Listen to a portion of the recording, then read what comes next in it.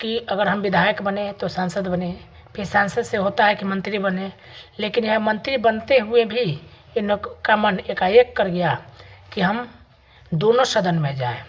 जैसे बिहार में है तो विधानसभा में भी जाए और विधान परिषद में भी रहे और विधानसभा में भी रहे, उसके बाद ऊपर लोकसभा के भी दोनों सदन बनना चाहे, जो एक बार लोकसभा के भी बन गए और संसद के फिर राज्यसभा के सदन बनने का मन किया तो बिहार की राजनीति से वह इस्तीफा दे देते हैं। इससे पहले नारा लगा था कि नीतीश कुमार का स्वास्थ्य सही नहीं है, जिसकी वजह से वह अब ज़्यादा दिन तक बिहार में शासन नहीं कर पाएंगे। लेकिन जैसे बिहार विधानसभा का चुनाव 2025 का होता है, फिर जनता ने एक बार और जोर लगाकर भारी मतों से विजय बनाते हैं और फिर एक बार नीतीश कुमार बिहार की राजनीति में शासन करने लगते हैं। लेकिन कुछ ही दिन हुआ था, अब यह बिहार की राजनीति से इस्तीफा दे देते हैं और वह कहते हैं, उनका मन डोल जाता है कि अब हम बिहार की राजनीति नहीं बल्कि भारत की राजनीति करना चाहेंगे और वह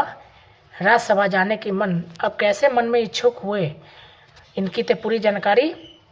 आने के बाद ही बताया जाएगा। यह जो नीतीश कुमार है, कहा जाता है, इसी को कहा जाता है गेम चेंजर है। जिस साइड जाते उधर का गेम पलट कर रख देते हैं, गेम का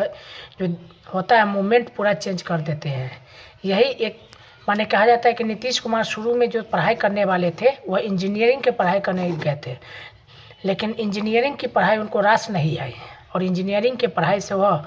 राजनीति की पढ़ाई में इस तरह उतर गए कि बिहार की कुर्सी पर कई सालों तक नीतीश कुमार का नाम छप गया था और यह कई सालों तक बिहार की राजनीति में शासन भी करते हैं। और यह इसी अपने प्रेम के कारण, चाहे जो व्यक्ति को जिस तरह समझ में आए, सुशासन बाबू और कई नामों से इनको पुकारा गया। यही बिहार की राजनीति कहा जाता है ना कि जो लोग को लगा कि हम बिहार को समझ गए हैं, उसको लगा कि अब बिहार को अब नहीं समझ पाए। यही बिहार की राजनीति, एक छोटे से गांव से निकलकर लड़का दिल्ली के संसद भवन तक गूंजने वाला नाम सिर्फ एक